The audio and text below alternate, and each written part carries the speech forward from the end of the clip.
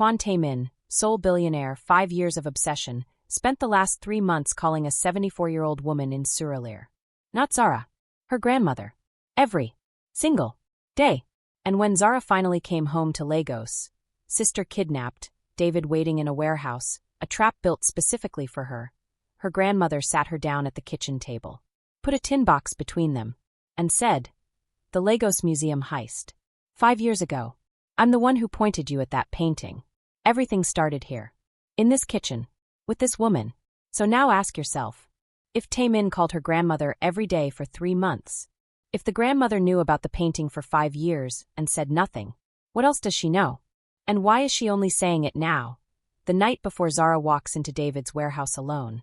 One woman, one trap, and a 74-year-old grandmother in Surulere who has been quietly holding the thread that connects all of it, the obsession, the heist, the hunting, everything, for 5 years. She called him herself. And when he arrived in Lagos, she had notes. Welcome to Afro-K Dark Diaries TV. This is the Debt Collector's Obsession, Part 3. When Obsession Becomes War. Mama Obi has been waiting for this moment. Let's go. Lagos hit her the moment she stepped off the plane. Not gradually. Not gently. All at once. The heat, thick, textured, alive in a way Seoul's clean air never was. The noise, generators humming underneath, everything like a heartbeat the city had never stopped keeping. The smell, exhaust and pepper soup and salt from the Gulf, and something undefinable that Zara had carried in her chest for 3 years of absence and never found words for. Home. She had forgotten it felt like this. Murtala Muhammad International was beautiful chaos at 11 p.m. on a Tuesday. Passengers arguing with customs officers in 5 languages simultaneously. Porters fighting over luggage carts with the cheerful aggression of men who had done this 10,000 times. A family of 12 clustered around one confused elder, talking simultaneously in Yoruba and Igbo and English, and a Lagos pidgin, so dense it required its own dictionary. Zara moved through it like smoke. Like she'd never left. Because here she wasn't an anomaly. Wasn't the Nigerian woman in Seoul, the African face in the Korean art world, the fish in somebody else's ocean. Here, she was invisible in the best way. One of 20 million. A face that fit. She cleared customs in 18 minutes. One of 4 legitimate passports she kept, this one showing 3 years of clean travel through Europe and Asia. The customs officer barely glanced at it. Outside, the warm night air wrapped around her shoulders like something that had been waiting. She didn't take a taxi. Didn't use a ride app. Didn't follow any pattern David might have anticipated. Instead, she called Kemi. Not Aunt Kemi in Abuja. The other Kemi. Adekemi Balogun. 37. Former military intelligence, Nigerian Army, 146 Battalion. Currently running Ironwood security out of Lekki Phase 1. Zara had fenced 2 pieces through her 5 years ago. A Benin bronze and a NOK terracotta, both returned to their rightful Nigerian institutions through channels that didn't technically exist. It was the reason they trusted each other. Kemi didn't ask questions. It was her defining quality. A black Land Cruiser was idling at domestic arrivals. Tinted windows. No plates visible in the dark. A woman in the driver's seat built like load-bearing infrastructure, radiating the particular calm of someone who had survived things that would destroy ordinary people. Zara climbed in. Ikale. Good evening. Ikale. Esi. Good evening. Thank you. They pulled into Lagos traffic, somehow still congested at 11 p.m. because Lagos traffic had no relationship with clocks, and Kemi passed her a clean phone. Untraceable. 6 of my best people on standby. Former Delta Force equivalent. They're yours. I need eyes on Apapa. Already done. Kemi's voice was professionally flat. David Reeves. British national 41. Warehouse property on Apapa Road registered under a shell company. Meridian Export Solutions. 3 confirmed associates. 2 hired locals on the door who are more interested in their phones than their work. A pause. 1 woman, Nigerian mid-20s, being held on the 2nd floor. How long have you been working this? You called me from the plane. I've had 7 hours. Kemi glanced in the rearview mirror. Her expression didn't change. There's something else. Zara waited. The Korean landed 4 hours before you did. The Land Cruiser was suddenly very quiet. What? Kwon Tae-min, private jet Murtala Muhammad. He brought 5 people. I looked them up. Former ROK Special Forces, all decorated. His head of security flew commercial yesterday, which means he was here before that, setting up. Kemi kept her eyes on the road. He's at the Eko Hotel. Not making contact. Just positioned. He'd told her he wasn't following. He was technically correct. He was just already there. Zara pressed her hand flat against her sternum where something was fighting to become relief, and she was refusing to let it win. He's letting you lead, Kemi said. His team has been watching the warehouse since this afternoon. They haven't moved. They're waiting. He knows me that well, Zara said. Apparently. A beat. Do you want me to coordinate with his team? Yes. But carefully. They fold into your operation. Nobody moves without my signal. She looked out the window at the passing city. Neon signs in Yoruba and English, Danfo buses painted yellow rattling past, the beautiful chaotic aliveness of Lagos at night. And Kemi. There's a second target. A woman named Jiyeon Kim. Korean national.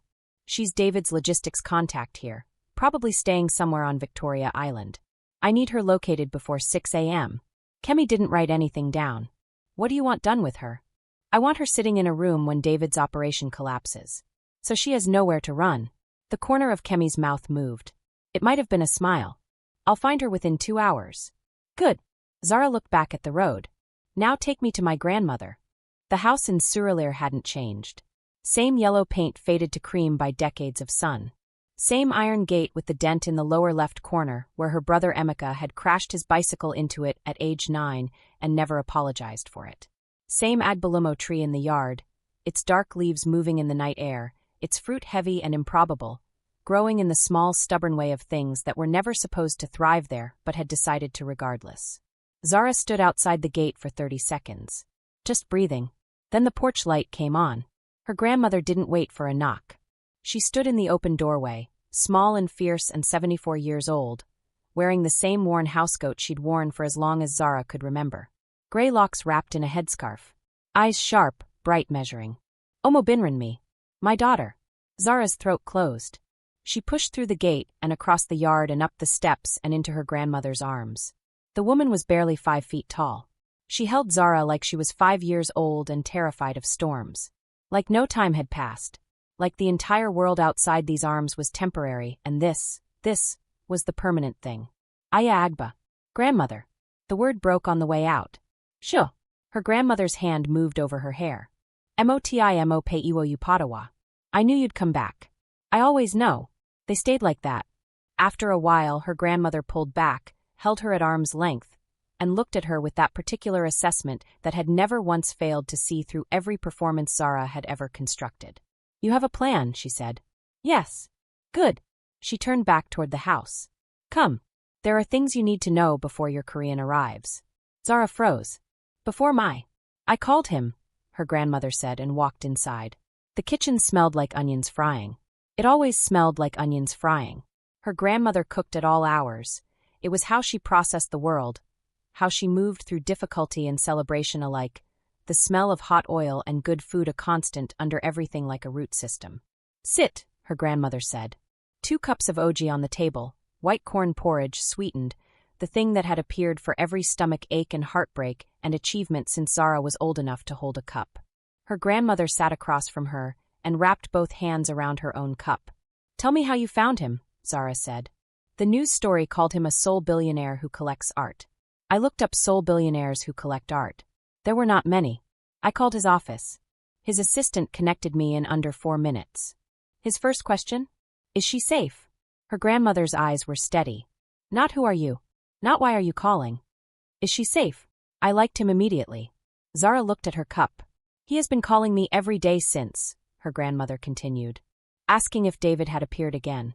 He sent things, security equipment, a panic button for each room, a driver on call 24 hours. All quietly. No performance. She tilted her head. A man who spends 5 years obsessing over a woman could simply want a trophy. But a man who ensures her grandmother's safety while she is half a world away? That man is in love. Not with the idea of her. With her. It started as something wrong. Many right things begin wrong. Her grandmother's voice was dry. Your grandfather followed me home from church for 3 weeks before he spoke. My mother thought he was dangerous. My father threatened to call the police. He became the finest man I ever knew. She paused. Context matters. Growth matters. What a man does when he finally has what he wanted. That is the measure. Zara was quiet. There is something else, her grandmother said. Her voice shifted, became careful in the way it only did when she was about to say something she had been holding for a long time. What? Her grandmother stood, moved to the cabinet above the refrigerator, and retrieved a small tin box. Old, the kind used for important papers, the kind that has survived because the things inside it mattered. She set it between them on the table. You remember the Lagos Museum heist, she said. 5 years ago. The Basquiat. You remember I mentioned the exhibit to you. Said there was a Basquiat on loan from a New York gallery. That the security was light on Tuesday evenings. Her hands were flat on the table. What I did not tell you was why I knew those details. The kitchen felt suddenly very quiet. Aya Agba. The gallery that loaned the painting, Meridian Fine Arts, New York, was owned by a man named David Reeves. Her grandmother held her gaze. David Reeves is his son. Zara felt cold spread from her chest outward. David Reeves was a criminal. Not in the colorful way of your Korean. In the small, cowardly way, laundering money through art sales. The gallery was a front. And the Basquiat was not just a painting. She opened the tin box and removed a folded piece of paper. Hidden inside its frame, inside the stretcher bars beneath the canvas backing, was a microfiche drive. Old technology untraceable. Account records. Names. Wire transfers. Evidence that could destroy David Reeves and a dozen of his associates. The room was spinning slightly. You gave me the tip, Zara said softly. You pointed me at that painting. I did not know about the drive. I knew the painting was there, and that you needed money. Her grandmother closed her eyes briefly. I gave you information. And I have carried what happened after for 5 years. Aya Agba. Let me finish. Her eyes opened, clear, direct, carrying the weight of 5 years in them. When you sold the painting through your fence, it ended up purchased by your Korean, who has had it for 3 years without knowing what was inside. David has been hunting it. Hunting you because you were the last person known to physically hold it. And now that your Korean has it, she looked at Zara. David is hunting him too. Everything. Every thread. Running back to that one night. To a Tuesday in Lagos. To her grandmother's kitchen table. And a name in a gallery listing. Does Tae-min know? Zara asked. I don't know. I only pieced this together recently, from things David's man let slip when he came here. She pushed the folded paper across the table. I wrote everything down. The gallery. The connection. The drive. So you could take it to him. Zara took the paper. Her hands weren't quite steady. Funmi, she said. Alive. Unharmed.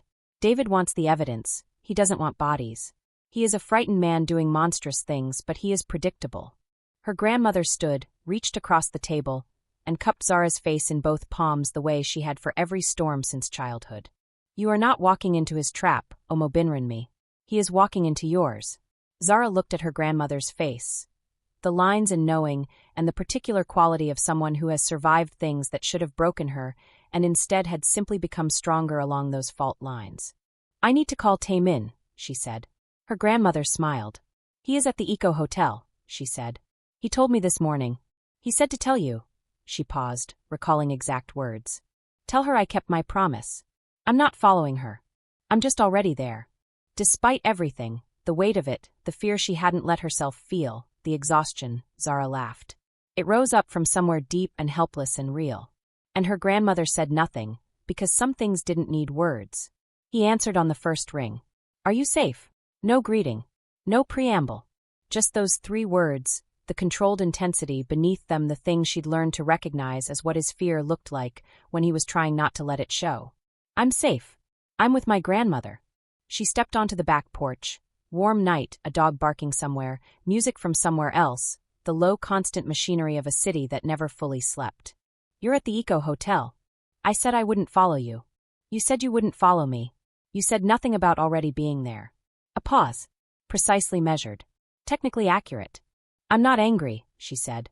I need you to know that first. Then what are you? Relieved. And furious at myself for being relieved. Let yourself be relieved. We can argue about your independence when you're not in active danger. The roughness in his voice was something he'd stopped trying to hide from her. Zara, there's something you need to know. About the drive. My security team in Seoul has been examining the painting since I left Prague. I told them to look at the frame structure after our call. Her breath caught. And they found it an hour ago. The microfiche. They've been careful with it, photographed the contents, haven't touched the drive itself. His voice tightened. There are account records going back 22 years. the trafficking network, the gallery transactions, David Reeves' fingerprints on all of it. He paused. And other names. Names that go considerably higher than one New York gallery owner. How high? High enough that I'm not saying anything further on a phone. A beat. I've already sent encrypted copies to 3 addresses. Interpol liaison. 2 others. If anything happens to either of us, the information releases automatically. Zara stared at the dark garden. Who are the other 2 addresses? One is someone I trust completely. The other, a pause that she couldn't read. I'll explain in person. Face to face. Something in his voice made her uneasy. Tae-min. I'm fine. Focus on tonight. Tell me what you need. She told him about Kemi. The warehouse. Ji-yeon's location search. The 6 a.m. plan. My team folds into Kemi's operation, he said immediately. Her people primary. Mine on perimeter. Ji-yeon doesn't leave Victoria Island. Agreed. And Tae-min. Yes. Thank you. She swallowed. For calling her. For the security equipment. For asking every day. She's yours, he said. Simply. Which makes her mine to protect. I meant that when I said it. She ended the call. Stood on the porch for a long moment, listening to Lagos breathe. Then she went back inside, sat at her grandmother's table, and they spent 2 hours planning a war. By 4 a.m., Kemi had confirmed everything. And Ji-yeon was already in custody. The warehouse smelled like salt water and industrial solvent and old wood. Zara walked in through the front entrance at exactly 6:02 a.m., hands visible, moving slowly, letting the 2 guards at the door search her with rough efficiency. They took her phone. They missed the wire, a strip of adhesive no thicker than a plaster, pressed along her left collarbone. They missed the blade, 3 inches of surgical steel taped to the inside of her left forearm. She had been searched by considerably better people than these. The interior was cavernous. Loading docks on one side, rusting crane equipment on the other. The smell of the Lagos harbor came through corrugated walls that had never fully sealed. David was waiting in the center of the space. She studied him as she approached. He looked older than she remembered. The easy British confidence that had made him such an effective partner. That particular charm that opens doors in rooms where being foreign is usually a disadvantage, had eroded. What was underneath it was frantic and exhausted. His hands were still. His eyes weren't. A frightened man. Doing monstrous things. Her grandmother had told her to look for exactly this. Zara, he said. David. She stopped 10 feet from him. Where is my sister? Safe. You'll see her once we've spoken. I want to see her now or this conversation ends before it starts. A flicker of calculation. Then he nodded once. One of his associates climbed the iron stairs, disappeared down a hallway, and returned 2 minutes later with Funmi. She was unharmed. A bruise on her wrist from the binding. Eyes red from hours of crying. But moving on her own power, chin up, the Obi stubbornness that ran through every woman in their bloodline, that apparently didn't require training or circumstance, that was simply structural. When Funmi saw Zara, she exhaled like she'd been holding her breath for 12 hours. Because she had. I'm okay, Funmi said immediately. I'm okay, I know. Zara kept her eyes on David. Stay calm. You're going home. Touching, David said. Sisters. Shall we get to business? The drive, Zara said. The drive. Specifically what's inside it. I know Tae-min has it. I need it back, Zara. You get it from him, bring it to me, your sister walks out, your family is safe, I disappear. Clean transaction. And if I don't? Then the people my father worked with, still operational, still very much unhappy about loose evidence, start making their way through your address book. Flat. Patient. Like someone explaining terms of a contract. Starting with a 74-year-old woman in Surulere. Then working through every person in your family until you understand the urgency. You'd threaten my grandmother. I have been threatening your grandmother. For weeks. I simply haven't acted yet because you're more useful cooperative. He tilted his head. Get the drive. Simple. There's a problem with that plan, Zara said. What problem? The drive has already been copied. Silence. Total warehouse-wide silence. What did you say? His voice dropped to something very quiet and very dangerous. Tae-min's security team found it 2 days ago. They copied the contents. The copies are already with 3 separate parties. Interpol received their copy this morning. The network your father worked with, the people threatening you? They received their copy anonymously last night. Along with a detailed summary of your current activities that makes your involvement look very, very cooperative with authorities. David stared at her. His carefully still hands had begun to shake. You're bluffing. I'm a thief, David. I don't bluff. I prepare. She held his gaze without moving. It's over. Destroying the original drive means nothing now. Going to prison is the best outcome you can hope for. At least then the network can't reach you. Hand Funmi over. Step back. And when the police arrive in, she checked the watch on her wrist. Approximately 3 minutes, cooperate completely. That's the only version of this where you survive the next 6 months. David looked around the warehouse. Looked at his associate, who had already taken 2 quiet steps toward the far wall. Looked at Funmi, who had moved 3 steps closer to Zara without being told. And the fight went out of him. Not quickly. Not cleanly. But completely. God, he said softly. You're actually her. The woman from Lagos. The museum. When I saw you steal that Basquiat I thought, for 2 weeks after I actually thought. He laughed. A hollow, broken sound. I told myself it was just business. But I couldn't stop thinking about you. 2 years working together, and I still couldn't. He stopped. You ruin men completely, don't you? You ruined yourself, Zara said. I was just the excuse. Kemi's team came through the main doors. Tae-min's team came down the fire escape stairs simultaneously, moving with the coordinated silence of people who had trained for exactly this. 2 of them peeled toward Funmi immediately, not aggressive, just positioned, ensuring she was protected and clear. David Reeves sat down on a rusting crate. Put his hands behind his head. I have the right to speak with a solicitor, he said. His voice was entirely steady. The British composure returning at the exact moment it could do him no further good. And it was over. Funmi crashed into Zara's arms and shook for a long time. Zara held her the way her grandmother had held Zara, like the world outside was temporary. I've got you, she murmured into her sister's hair. Omoi dada. You're okay. Zara. Funmi pulled back, grabbed her face in both hands. How many people did you bring? My person. His people. Kemi. Aya Agba's contacts. Half of Lagos, apparently. Funmi stared at her. His people? You have a... Yes. For how long? It's complicated. I've been kidnapped, Zara. I have been tied to a chair for... Tae-min appeared at the fire escape entrance. No jacket. Shirt sleeves rolled up. A bruise forming at his jaw from close quarters with one of David's associates who had apparently tried to resist Tae-min's team's entry. His eyes crossed the warehouse floor and found Zara in 2 seconds and something in his face, something that had been locked and terrified for 6 hours, came undone all at once. He covered the distance between them in 10 steps. His palms came up to cup her face. You're okay, he said. I told you I was coming back. I know. I still couldn't breathe. He pulled her against his chest. She felt his heart still hammering against her cheek. Don't ever do that to me again. I can't promise. Then promise you'll tell me the plan before you walk out. That I can promise. Funmi was staring at them with an expression that had moved through shock and confusion, and arrived somewhere that looked dangerously like the face their grandmother made when she was about to say something that would embarrass everyone. This, Funmi said carefully, is a very long story. Tae-min turned to look at her properly. Registered the jaw, the watchful eyes, the quality of assessing a room that ran in the family like a genetic instruction. You must be Funmi, he said. I've heard a great deal about you. Have you? Funmi looked at Zara. He's very handsome. Don't. I'm just saying. For a man who stalked you for 5 years. We are leaving. Funmi let herself be led toward the exit, but she had one more thing to say. She turned back to look at Tae-min over her shoulder. She talks in her sleep sometimes, Funmi said. Just so you know. Mostly in Yoruba. Occasionally French.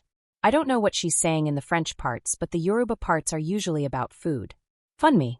Tae-min, to his credit, said nothing. But he was smiling. The house in Surulere was louder by 8:30 a.m. than it had been at 2. 2 of her grandmother's neighbors. Older women who had known Zara since she was 7 years old and had opinions about everything she had ever done. Funmi's best friend Ngozi, who had apparently been reached by a phone call chain that operated independently of Zara's entire operation. Her cousin Chitty, 18, 3 streets over, who had appeared because he'd heard something was happening and simply refused to miss it. This was Lagos. This was family. It assembled itself from love without being asked.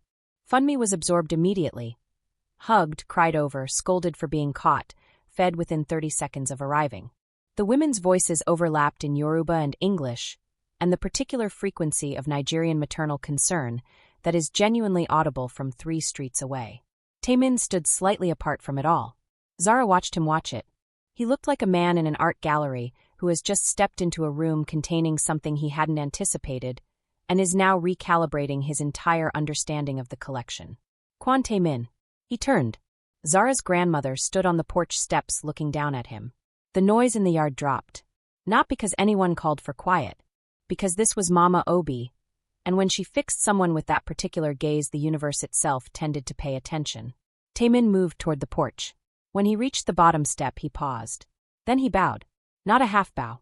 A full, sustained bow, 90 degrees, the kind reserved in Korean culture for people of the most significant seniority.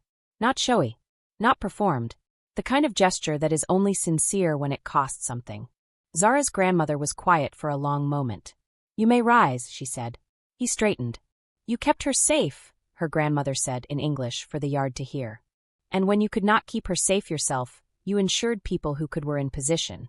She came down the last 2 steps, tilting her head back to look up at him without any acknowledgement that the difference in their heights was unusual. This is what a man does. Not perform strength. Prepare for the moments he cannot control. "I fell short," Tae-min said. She walked into a warehouse with 6 men inside. She walked in with a plan she built using everything you had prepared for her. A plan that succeeded. Her grandmother's eyes were steady. Do not take credit for her success. But do not discount your part in it either. These are not contradictions. He looked at her grandmother with an expression Zara had never seen on him before. Respect. Pure. Uncomplicated. No performance in it. Mo dupe, he said. Yoruba. Imperfect. Sincere. Her grandmother's expression shifted. One eyebrow rising a precise fraction of a centimeter. "You speak Yoruba," she said. "Very badly. Perhaps 40 words. Most of them are foods I learned from a market owner in Seoul and probably mispronounced." He paused. "But I wanted to be able to say that to you correctly." Her grandmother looked at him for one more long moment. "Iwole," she said. "Come inside." The highest compliment she offered anyone. And the yard, all those people who had been watching, went back to the celebration. Louder now, somehow. Lagos kept him for 3 days. This wasn't planned. It simply happened the way things happen in Lagos, organically, with the force of a current that is impossible to resist and foolish to try. Police reports required hours.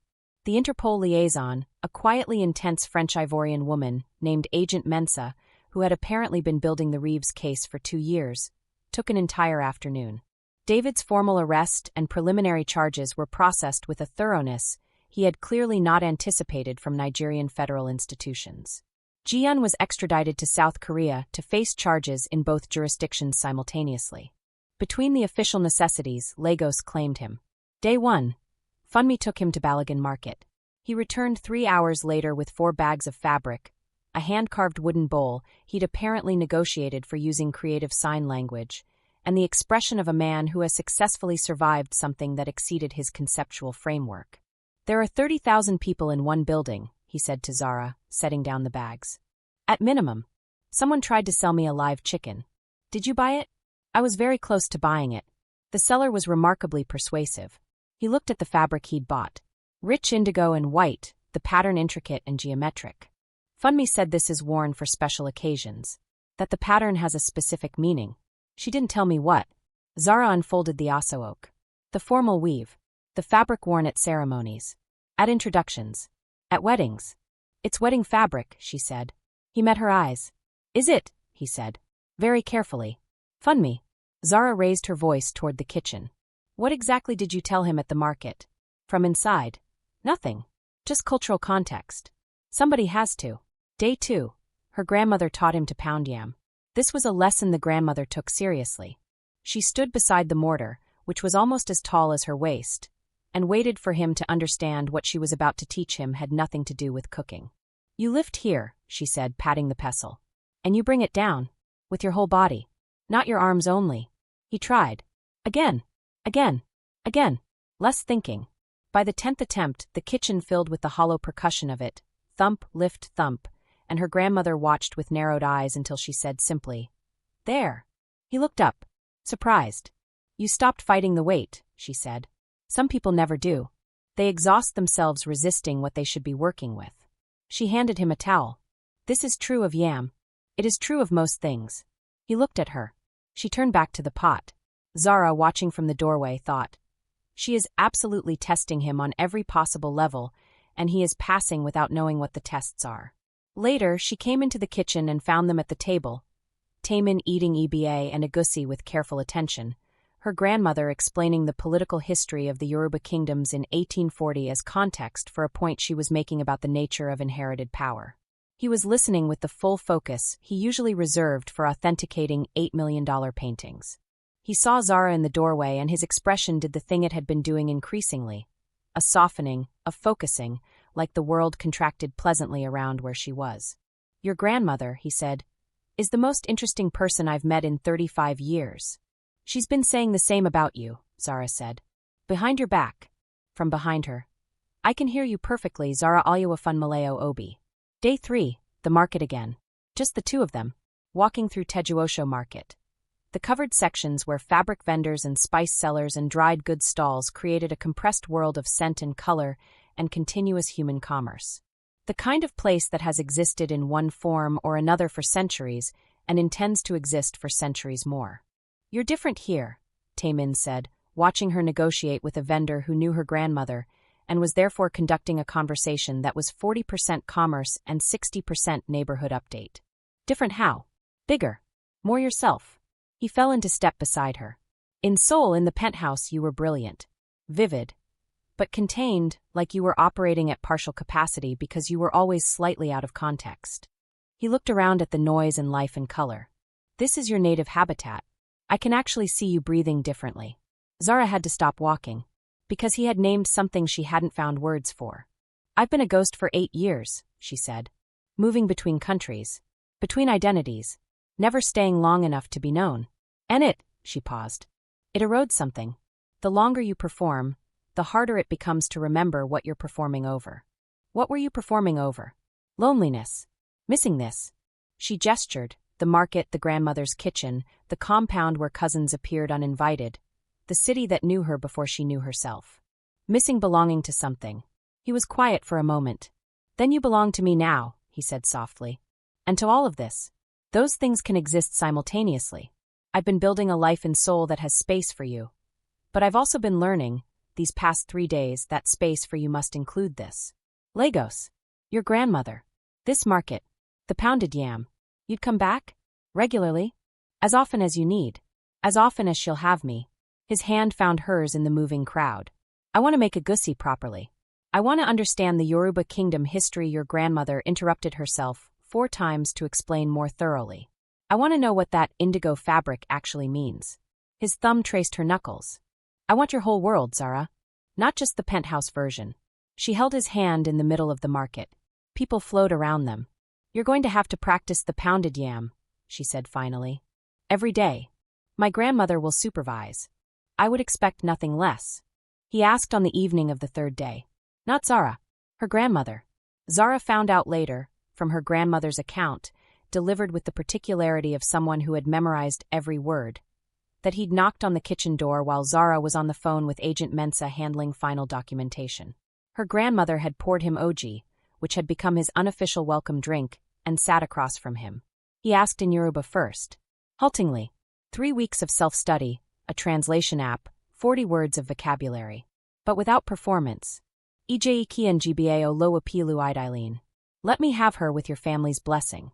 Her grandmother was silent for 30 seconds. Tell me why, she said. In English. Because this was too important for vocabulary limitations on either side. He told her. Not the collection. Not the obsession room, though he didn't hide it. He told her about watching Zara in Lagos, in that museum, and feeling something he had no name for until 3 years later when he found the word. Recognition. The feeling of encountering something that had always existed in the space of yourself, waiting for its own face. He told her about building the penthouse room, acknowledged how wrong it was, without minimizing, about preparing a space for her because he'd understood, even then, that Zara could not be kept by walls or contracts, only by choosing to stay. He told her about the daily calls, the security equipment, the 4 hours lying awake in the Eko Hotel while Zara walked into the warehouse. He told her, I want to spend the rest of my life making sure she never has to be a ghost again. I want to give her a home in Seoul and a reason to come back to Lagos and people who know her real name in every city she has ever loved. I want to be the place she lands when she's tired of moving. Her grandmother was quiet. Then, you understand that loving a woman like Zara is not simple. No. She will not always tell you when she is in danger. She will make unilateral decisions. She will go places without you and do things that terrify you and return home describing them as minor inconveniences. I understand. And you will not try to contain that. You will not build a cage and call it love. I've made that mistake once, he said. I won't make it again. Her grandmother looked at him one final time with the gaze that had seen through 50 years of things. You may ask her, she said. Then she added something she hadn't planned to say. When you ask, stand. Do not kneel. She will find it theatrical. And say the belonging first. Not the biography. He looked at her. She told me about your tendency to explain yourself before you say the thing you actually mean, her grandmother said. You do it because you are afraid the thing you mean will not be enough on its own.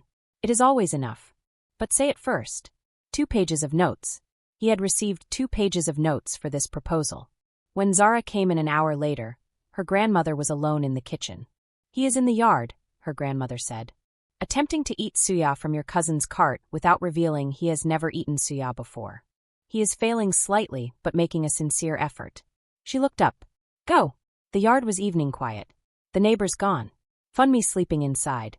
The suya vendor's cart parked at the gate, wood smoke threading through the warm night. Tae-min stood near the agbalimo tree, holding a stick of suya, looking up at its leaves with the slightly contemplative expression he wore when processing something. He heard her coming.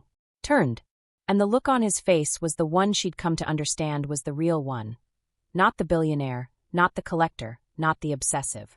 Just a man who had been waiting a long time and was still startled, every single time, that she kept appearing. I want to belong to you, he said. No preamble. No biography first. Just that.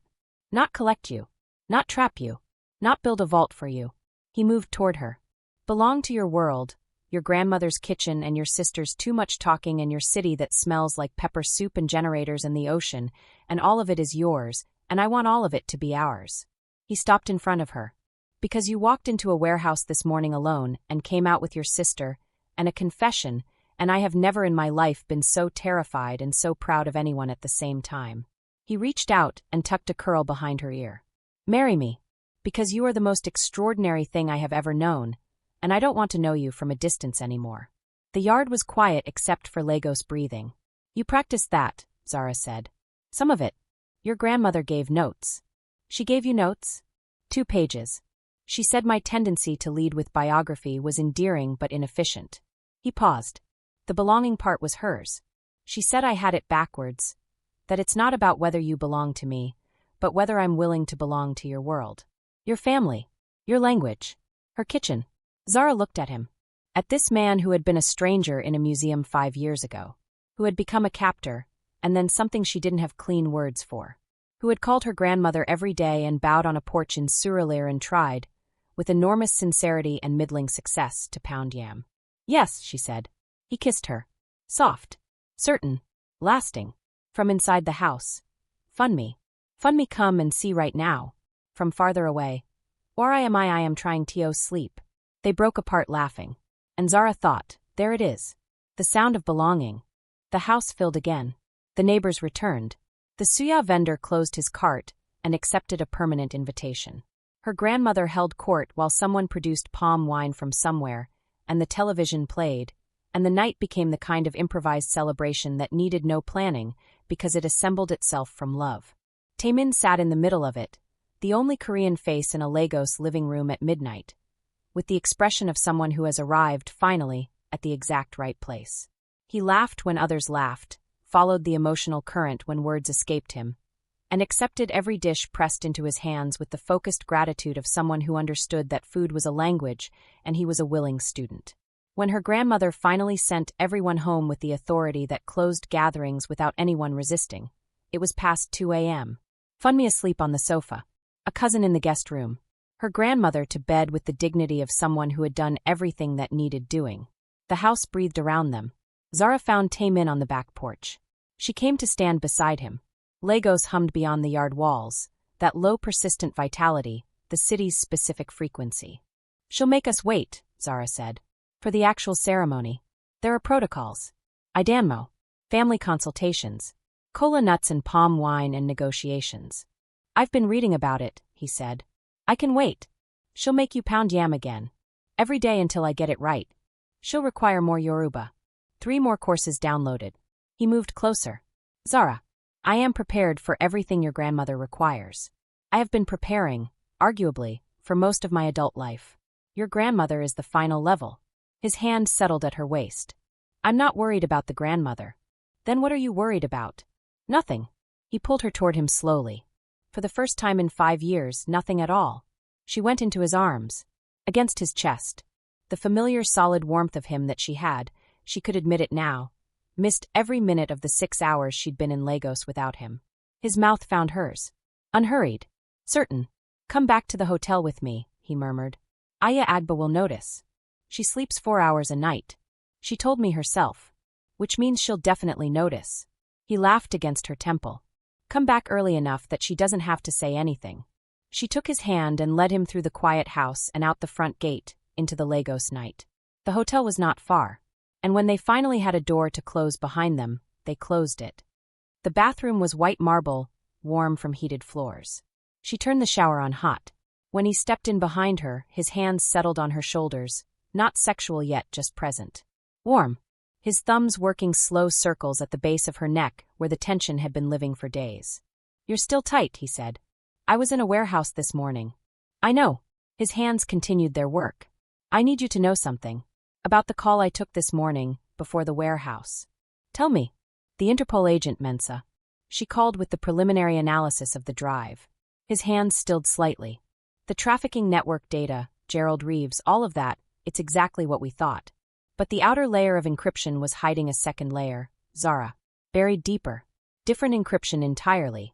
She turned to face him in the steam and the running water. What was in the second layer? Partial account records. Different network entirely from the trafficking operation. And one of the names, he stopped. I need to show you, not tell you. I need you to see it for yourself when we're somewhere dry and secure, and I can think clearly. His jaw tightened. There's a reason David Reeves had information about my collection specifically. About particular pieces. Things only someone connected to my family would know. The warm water ran over them both. Your father, Zara said slowly. He didn't answer immediately. And his silence was its own answer. Tae-min. I don't know yet. That's the honest truth. I don't know what it means or how deep it goes, or whether what Mensah found is what it appears to be. But I needed you to know that it exists. Before we go further. Before, he exhaled. Before you agree to be part of my life, you should know that there may be things about my family that I haven't known myself. Things that are about to surface. She looked at him. At this man who had spent 5 years learning her. Every scar, every heist, every flight record and gallery receipt and pre-dawn coffee order. And had done it specifically so that nothing about her would ever catch him off guard. And who was standing in a Lagos hotel shower at 3 a.m. telling her something complicated about his own history that he didn't fully understand yet, because he had decided that honesty mattered more than the protection of his own image. She reached up and touched the bruise on his jaw. Then we find out together, she said. He closed his eyes briefly. Together, he said. She kissed him. Slow, under the running water, with both his arms around her. No interruptions. No phone calls. No crises. Just the two of them at the end of a very long road, and the knowledge that the road didn't end here. It simply turned. When they turned off the water and dried off, he found a robe behind the door and brought it to her. She put it on. He wore nothing, which she was absolutely not pretending was not distracting. You're doing that on purpose, she said. I have no idea what you mean. He pulled back the bed covers. Come here. She lay facing him in the lamplight. Tell me what you want, he said. Tonight. Right now. I want you to stop being careful, she said. Something moved in his eyes. That controlled intensity giving way to what lived underneath it. I've been careful since the night you walked into my vault, he said. I know. If I stop. Tae-min. She reached out and pulled him toward her. 5 years of waiting. I don't want careful tonight. He looked at her for one more moment. Then he moved. His hands found the tie of her robe and undid it. Unhurried, deliberate. He slid it from her shoulders and let it fall. Then he pulled back and just looked at her in the low warm light. The way he looked at things he was committed to understanding completely. You're beautiful, he said. And it came out rough, barely audible. Come here, she said. He touched her the way he authenticated art, with total focused attention. Starting at her shoulders, moving down her arms, across her collarbones, her ribs, her waist. Learning every curve with his palms and every line with his fingertips, paying attention to every place that made her breath change. Here, he said, when he found a spot along her ribs that made her gasp. He filed it, did it again deliberately. And here, lower. Her hip, the soft skin beneath it. You're cataloging me, she said. I'm learning you, he said against her neck. There's a difference. His mouth found the pulse point below her ear that he had apparently memorized and had absolutely no intention of forgetting. He kissed it slowly, feeling her heart accelerate beneath his lips. Then his hands moved lower, and his mouth followed. And by the time he looked up at her from where he'd settled between her thighs, she was gripping the headboard, and all coherent thought had left the building. Let me, he said. Yes, she said. God, yes. He took his time. The climax, when it came, hit her like a wave she hadn't seen building until it was already breaking over her. She heard herself say his name, twice, the first time fractured and the second time completely shameless, and felt him stay with her through all of it, hands warm and steady, until she was breathing again and her grip on the headboard had loosened. When she looked down, he was watching her face with an expression of pure satisfaction. You look very pleased with yourself, she managed. I am entirely and specifically pleased with myself. He rose, moving back up her body. Still okay. More than okay. I want to. She moved, pushing him gently onto his back. My turn. She took her time. She explored him the way he had explored her, with deliberate, thorough attention. His shoulders, his chest, the defined muscle of his abdomen, the sharp intake of breath when her hands moved lower. She listened to every sound he made and used each one, finding what undid his careful composure, staying there until his hands were gripping the sheets and his jaw was tight and her name was coming from somewhere deep in his chest. Zara. A warning and a plea. I know, she said. I've got you. She moved over him and positioned herself, face to face, eye contact, the way he'd told her once he needed, and lowered herself slowly. That first press of him, the stretch, the intensity, made her gasp and her body tighten reflexively. He went completely still. His hands settled at her hips, steadying without controlling. Every muscle in him locked with the effort of waiting. Take your time, he said. His voice was barely there. As slow as you need. I'm not going anywhere. I know you're not. She breathed through it, kept moving, inch by careful inch, watching his face move through restraint and hunger and something that was close to reverence. She felt herself expand to take him fully, and when she finally settled completely, they both went still, overwhelmed. Okay, he asked. More than okay. She let herself adjust. Felt him everywhere. You. I have been waiting 5 years for this, he said. I am considerably more than okay. She moved. Slowly at first, finding the rhythm, watching his face. His hands guided without demanding. And as her body adjusted and the pleasure built, she increased the pace, and he met her. Carefully still at first, then less carefully, and then not carefully at all. Mine, he said against her temple. His voice was wrecked. You're mine. Say it. Yours, she said. All yours. Ne sarung. The Korean came out broken. My love. I love you. God, I love you. I love you. She pulled him closer. Don't stop. Don't you dare. The second climax hit her harder than the first. She heard herself call his name, heard it echo in the warm room, shameless and real, and felt him follow moments later, driving deep, her name in his mouth like something he had been waiting years to say out loud. After. His face pressed to her neck, her hands moving slow and absent over his back. Both of them breathing. Was it what you imagined? She said eventually. No, he said. She lifted her head. Better, he said. Considerably better. The imagination works with incomplete information. His hand moved down her back slowly. I didn't know what you sounded like. I didn't know what your face does. The reality of you is better than any version of you I could ever build in my head. She settled back against his chest. You know what I didn't expect, she said. Tell me. That you'd be funny. All that obsession, all that intensity. I expected someone heavy. And you are intense. But you told the guards at the warehouse that the crate arrangement was historically incoherent before you called the police. You gave my grandmother 2 pages of proposal notes. You spent 40 minutes arguing with Mrs. Choi about whether the kitchen needed a second set of pots before you told anyone your security had been breached. The kitchen infrastructure question was genuinely, You're funny, Tae-min. And it's the thing nobody who reads your Forbes profile would ever know. He was quiet for a moment. My last relationship, he said. Before the obsession started. She said I was exhausting. That being with me felt like living inside someone else's research project. She wasn't wrong about the research project part. No, but you make the intensity feel useful. Like it has somewhere to go. His hand stilled on her back. You're the first person I've ever been around who can actually keep pace with how much I think about things. She pressed her lips to his chest. You're not broken, she said. You were just assembled in a way that needed a different kind of room. And you're my room, he said quietly. And you're mine. She looked up at him. A very expensive room. Full of art. With excellent coffee and a grandmother problem and the worst tendency to over-prepare for everything. That last one saved your sister's life. Yes, it did. So I'll allow it. He kissed her forehead. At some point the lamp went off. At some point she slept, quickly, which surprised her, but his warmth and the slow rise of his chest made sleep feel safe in a way it hadn't in years. Somewhere in the deep of the night, he tightened his arm around her. She pressed closer. And that word settled in her chest like something that had finally come home. Belonging. She woke first. Lagos light came through the curtains, warm and golden, not Prague's pale cool. The light of a city that had decided long ago that it would operate at full intensity regardless of hour. He was still asleep. She had never seen him sleep. In the penthouse she'd been in her own room. In the Prague study there had been no sleeping. Last night she'd drifted off before him.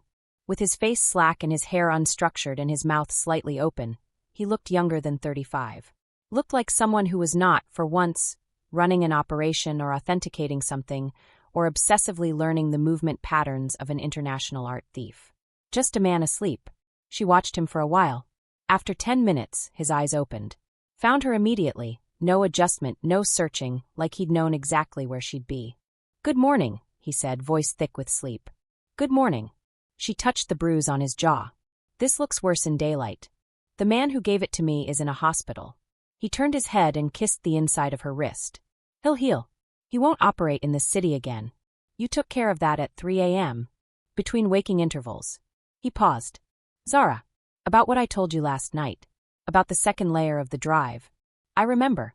I need to go back to Seoul. The painting is in storage, and I need to examine it directly. Not just photographs. I need to see what my team found with my own eyes. He looked at her carefully. And I need you with me. Not just because I want you there. Because whatever is in that second layer, if it involves my family, my father, you see things I miss. You always have. Even when I was the one supposedly watching you. She thought about this. How long do you need in Lagos before you can leave? Another 2 days at most. The Interpol documentation is almost finalized. Kemi has everything handled on the security side. He paused. Your grandmother will want to see you before we go. She'll make you pound yam one more time. I'm prepared. She'll test your Yoruba. E-kale, ESE, Mo dupe, and I know the names of 7 Nigerian foods. I'm further along than I was a week ago. She smiled despite herself. Imamanyu. Don't worry about it. He repeated it carefully. Imamanyu. Your accent is terrible. She'll correct it. She absolutely will. She was about to say something more when his phone buzzed on the nightstand. He glanced at it. His expression changed. Not dramatically. Just the particular way his face went when something required his full attention, and he was deciding how to manage that. What? Zara said. Agent Mensah. He sat up, reading. She's requesting an urgent meeting. This morning, if possible. A pause. She says she's found something in the second layer of the drive that she can't discuss over any digital communication. She wants to meet in person. He looked at Zara. She says it's not about the trafficking network. What's it about? She says, he read the message again. She says it's about who built the encryption on the second layer. And that whoever built it didn't intend for it to ever be found. Because what they were hiding wasn't just evidence of crimes. He set the phone down. His voice was very even. She says what they were hiding was a person. Zara stared at him. A person, she said slowly. A person who officially died 13 years ago. He met her eyes. A person whose death record Mensah now believes was fabricated. And whose last known location, according to the metadata embedded in the encryption. He stopped. Tell me. Was Seoul, he said. 13 years ago. 6 months before I sold my first company. The warm Lagos morning pressed in through the curtains.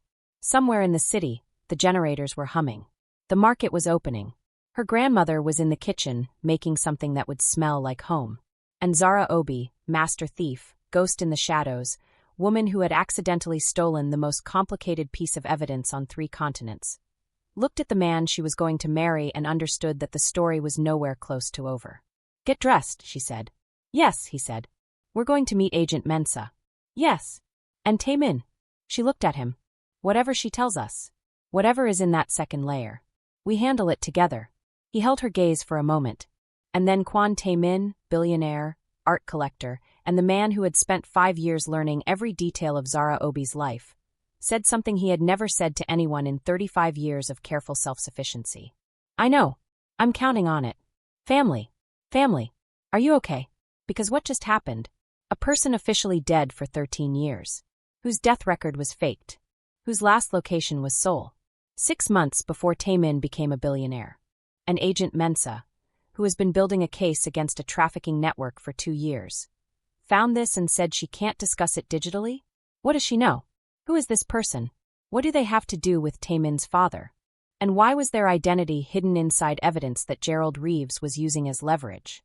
Comment, who is it, if you need answers immediately. Comment Tae-min's father, if you think this goes deeper into his family than anyone knows. Comment Zara knows, if you think she's going to figure it out before Tae-min does, because she is the best thief in the world, and finding things that aren't supposed to be found is literally her skill set. Because here is what I know. This story is not over. The collector and the thief just discovered that the painting that started everything, the Lagos Basquiat, the one that brought them together, the one that's been sitting in a Seoul storage unit for 3 years, was never just a painting. It was a message. And someone somewhere has been waiting for them to find it. Part 4 is coming. The Collector's Secret, where Zara and Tae-min stop running from the past and start hunting it. Subscribe so you don't miss a single second. Share if you are not breathing right now. Like if you need Part 4 immediately. Because the obsession was always bigger than one man and one thief. It just didn't know it yet. This is Afro-K Dark Diaries TV. The collection continues.